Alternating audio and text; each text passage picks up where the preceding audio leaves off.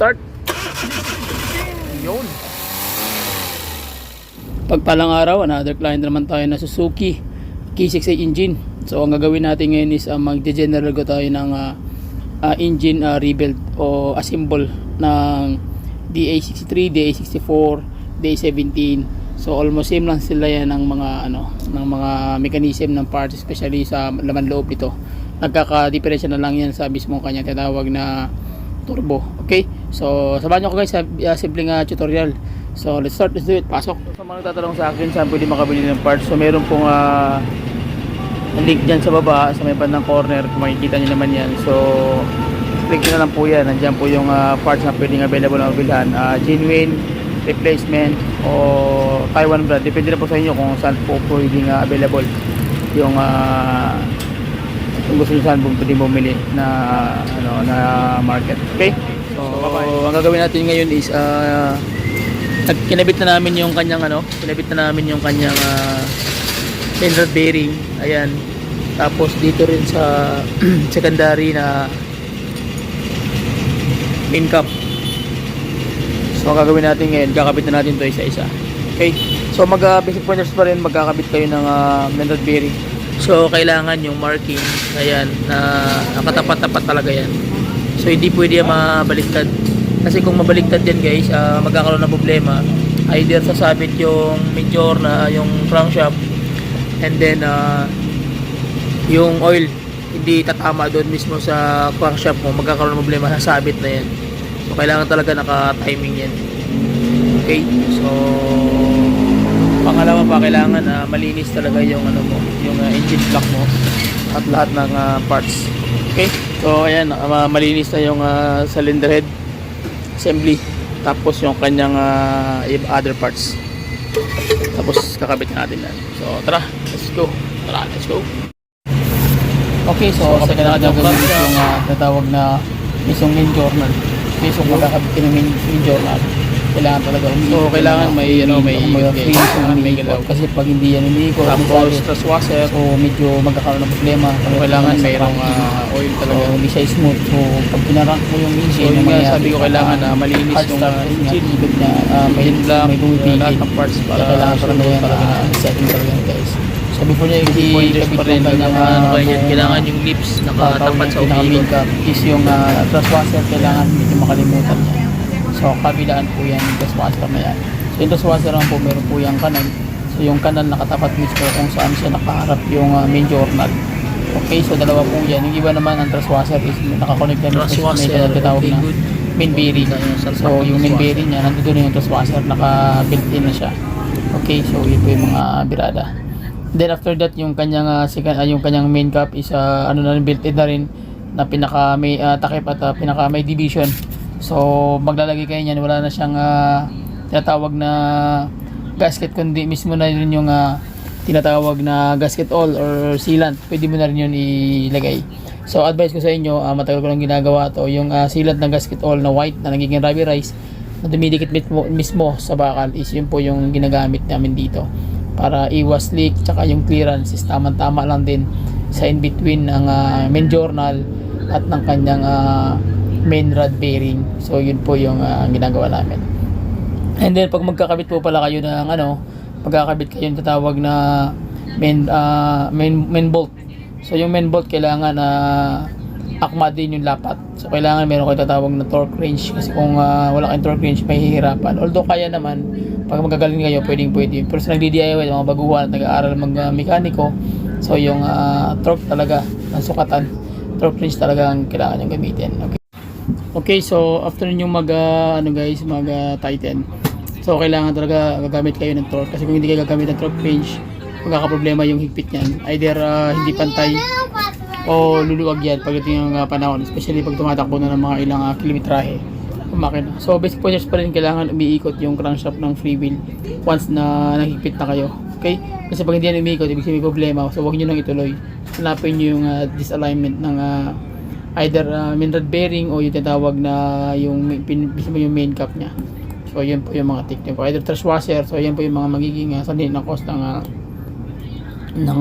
pagsabit. So ang ating mga birador, Brad Wawi Payat, shout out. At kasama din natin yung may-ari ng unit.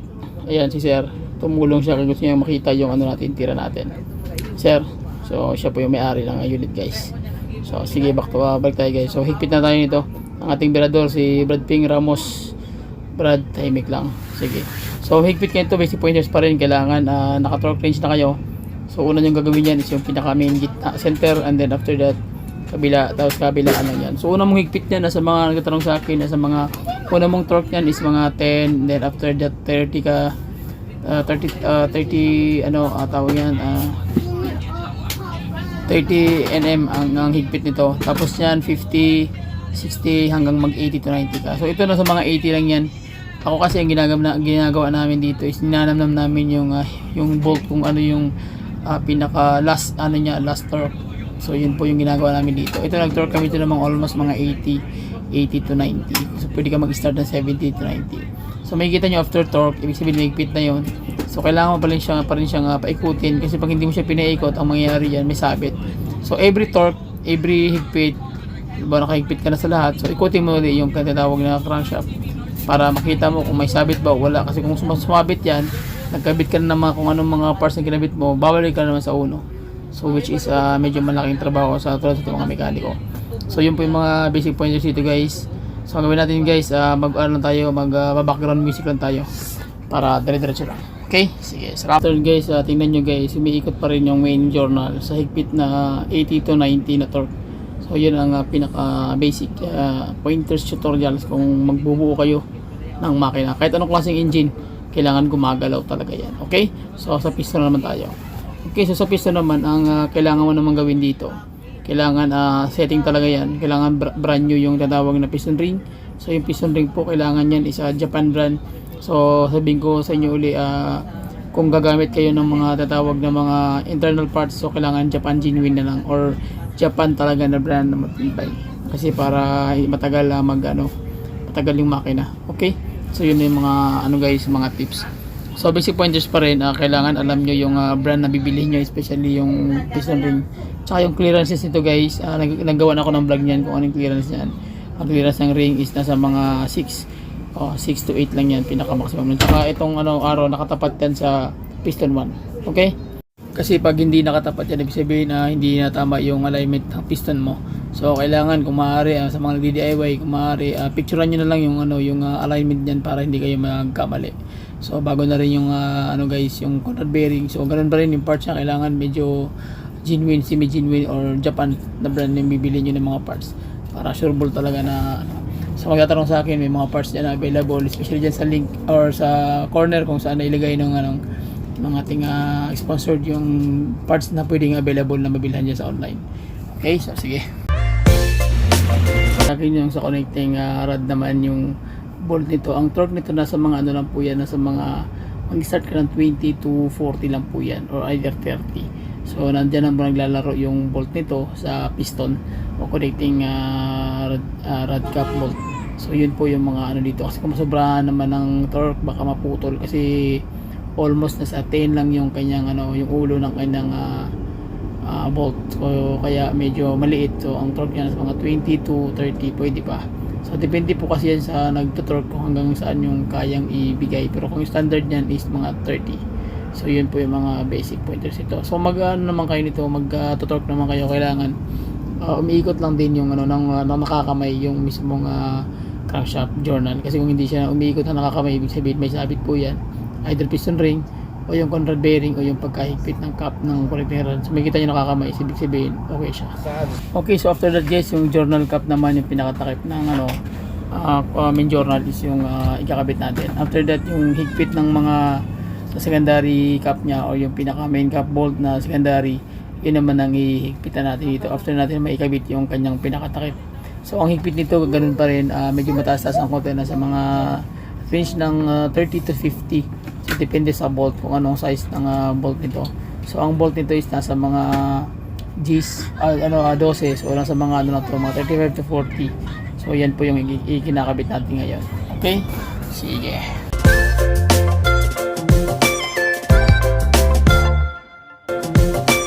Dako naman tayo sa cylinder head gasket guys. So yun nga, pag maglalagay kayo ng cylinder head gasket, much better talaga is yung carbon type, kasi itong binili ng may-ari is steel type. So maganda man itong steel type, pero problema lang pag nag-overheat ka kasi, so hindi agad siya nakakalaro kasi nga bakal siya, hindi siya agad maka-play yung mismo yung pinaka torque niya sa loob mismo ng in between ng engine block tsaka ng cylinder head. So nangyayari automatic mag-bubbles agad yan. Hindi tulad nung carbon type, kapag once na nilagay mo yung carbon type is mangyayari doon, maglalaro pa rin yung kanyang yung torque doon. So mag-overheat ka man, so hindi agad-agad mag-bubbles yung kanyang cooling system. So ibig sabihin may tendency pa na makarecover pa yung makina.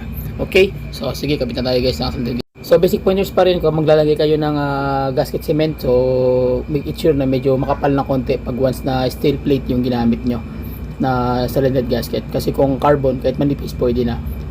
Ano kasi yun mas madikit yung gasket cement once na tinatawag niyan is yung carbon type yung nagamit nyo na pinaka seal dito sa sa cylinder gasket.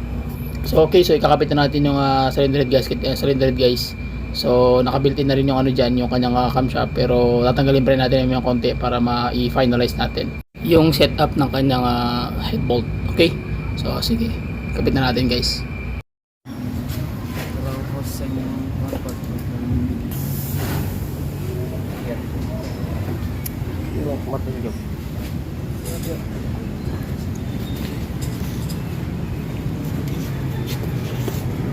Kung sabi? Basic pointers pa rin kung magkakabit ka ng cylinder head, kailangan make it sure na yung mismong dowel na 2 piraso na naka-oscillate dyan sa either sa cylinder head or sa engine block, kailangan nakashoot talaga yun guys bago kayo maglalagay ng head bolt. Okay? Kasi pag hindi yun ma-shoot, akala mo okay na, pero yun pala may siwang. So ang gagawin nyo, kailangan talaga naka-fix talaga yun. Okay, so ayan guys, nakita nyo tinanggal natin yung kanyang tinatawag na dual overhead camshaft, kasi nga maglalagay na tayo ng tinatawag yan yung kanyang pinaka head bolt. So hindi natin yung tinanggal guys kasi para hindi mahulog yung mga tappet, yung mga piso, kasi pag nahulog yun madi-disalign na naman yung valve clearance, so magkakaproblema yung makina. So malaki na ng mga issue, so magtatanggal ka na ng makina, sakit sa ulo. Okay, so ang pinaka main torque plan nito is pag head bolt na sa mga yan, either mag-start ka muna ng kamay mo muna hanggang ma-sitting, pagkatapos saka ka na mag-torque kung matigas na talaga siya. So ang gagawin mo na dyan, ang unang torque yan is 20 or 30, pwede mo i-direct ng 30. So pinaka maximum niyan depende sa head bolt. Kung ang 12 nasa mga kung 12 ang ulo ng head bolt is nasa mga maglalaro yan ng mga 60 to 80. Okay? So pag naman pag 14, maglalaro yan ng 70 to 90. So depende na po yan sa actual na tawag niyan na tension ng head bolt. Yun po yung magbibigay diyan ng laro. So ako kasi kami kasi dito ginagawa namin, pinapakiramdaman namin yung laro ng bolt, yung play. So yun po yung tinitingnan dito, kasi minsan hindi accurate yung tension ng bolt, lalo na pag surplus. So iba-iba yung tension ng bolt. May iba na pwede mong higpitan ng 90, may iba hanggang lang siya, hanggang 80. Yung iba naman 70. Bakit? Kasi pag inikot mo ng yung tension ng bolt, kasi nga surplus ito, iba-iba yung bolt na nagamit dito once na tawag yan na open na dun sa shop nila. So pag napunta na sa amin, nangyayari niyan, iba-iba na yung hindi na siya accurate. So mismo ikaw na lang mag-a-adjust para sureball talaga na hindi ka magkamali. Tsaka yun pa rin, basic pointers pa rin para sa mga baguhan. Mag-torque kayo ng head bolt. Kailangan una kayo center, tapos circle type paikot, or center tapos right tapos left, and then right na naman, tapos kaliwa kanan, vice versa. May kita nyo sa video guys, yung ganyan, center tapos kaliwa kanan, para pantay yung mismo yung lapat ng kanyang cylinder head gasket at yung kanyang in between ng engine block tsaka ng cylinder head. So yun po yung mga technique kung tawag niyan, kung maghigpit kayo ng cylinder head bolt. Okay, so yung torque niyan kailangan kung maaari accurate talaga sa sa torque range. So kailangan meron kayong torque range para hindi kayo masabi na naghula-hula, kasi kung maghula-hula kayo at hindi kayo marunong, lalo na sa mga baguhan, so mahirapan kayo, baka magkamali kayo, either maputol yung head bolt, or maluwag yung head bolt. So yun lang po yung pagpipilian. May iba naman kasi na naghigpit ka na, Especially dito sa amin, mga customer kami na bagong overhaul tapos nag-overheat na naman. Kasi yung head bolt maluwag. So, namali sila ng torque. Hindi nila napansin na yung pagka-torque nila, maluwag pala yung isa. So, yun ang magiging cause ng singaw. So, okay, sa unang arangkada, okay siya. Pero the more na tumatagal, the more na lumuluwag yung bolt. So, kailangan talaga tama yung higpit ng bolt. So, yun po yung mga basic pointers guys sa mga baguhan na bago pa lang mag-mechanic at nagdi-DIY. So, yun po, huwag nyo pong kalimutan yan. Okay? So, sige, background na guys ng music para diretso na tayo.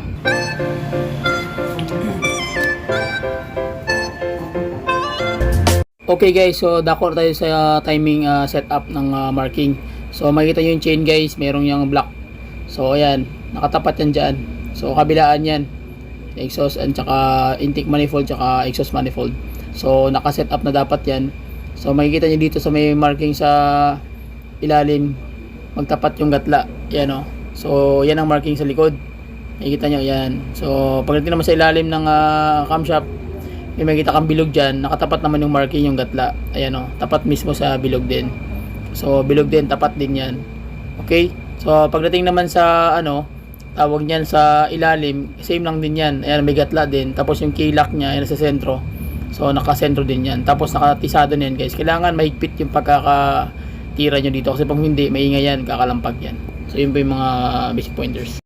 So, pagkatapos nyo nang malagay yung timing, saka nyo na titirahin na yung push rod, yung pinaka-toaster niya, guys. Ayan, o.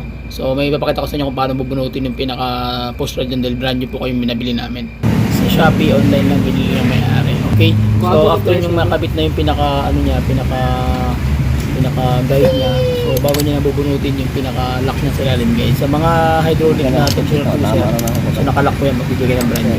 So, tulad na ganito guys, pag nakabit mo na yan, saka mo nabubunutin, mag-click lang yung kusa. So, automatic hihigpit na ng kusa yan dahil yun dun sa hydraulic cruiser na oil type. Okay? So, ayan, makikita nyo, higpit na. So, panalo na. Okay na siya. So, yun po yung mga tira guys. Okay? So, sige, ang gagawin natin dito is magkakabit-kabit na kami ng buong system hanggang mabuo na siya guys, dandahan. So ayan na yung marking. So kailangan set up yan, tapos tisado yung timing chain. So ayan yung marking, panalo na yan. May marking ng gatla at yung bilog. At saka yung mismo yung chain na may black. So nakatapat-tapat talaga yan guys. Yung kita may mga marking gatla. At sa likod ganun din. So okay, so panalo na.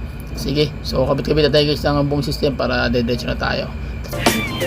Okay, so ito na yung turbo. Nabalik kasi yung impeller nito, yung kanyang shafting. So ginawa ng may-ari, pina-convert na lang namin yung bagong bili namin na turbo.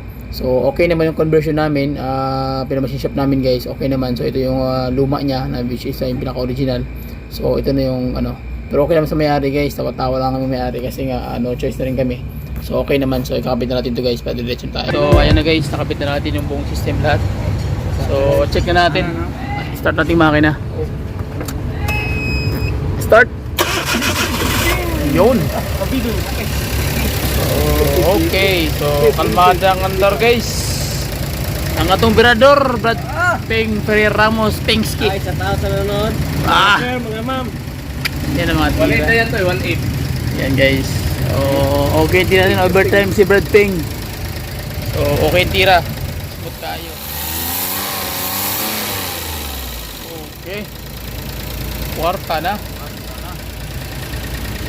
Okay guys, so yun lang, maraming salamat sa inyo sa walang sawang suporta. So sa mga nagtatanong sa akin saan po ako bibili ng parts, meron pong makikita kayo na link dyan or lumalabas na yung automatic yan guys na sponsored. So yun po yung binibili natin ng parts.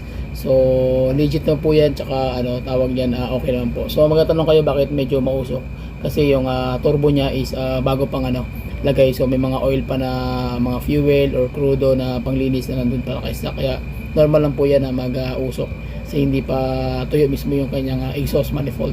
Okay? So hanggang dito lang guys. Maraming salamat sa walang sawang suporta sa lahat ng kayong mga commentators. Antayin nyo lang na magre-reply tayo sa mga comment niyo, mga tanong. So please share my video, subscribe to my channel. Bye bye and God bless. See you.